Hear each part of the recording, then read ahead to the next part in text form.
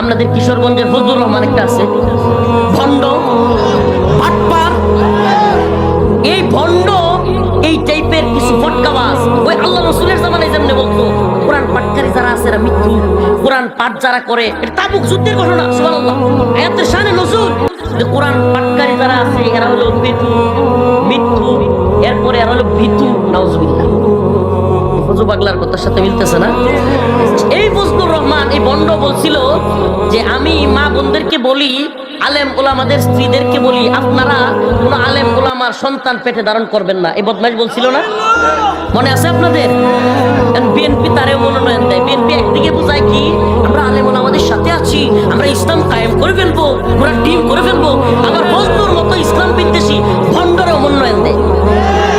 কি বুঝানাম করে এই দেশে? কি এই দেশে কি আমরা কি কি কয় সব কি গোলালো আর তারা খায় নাকি?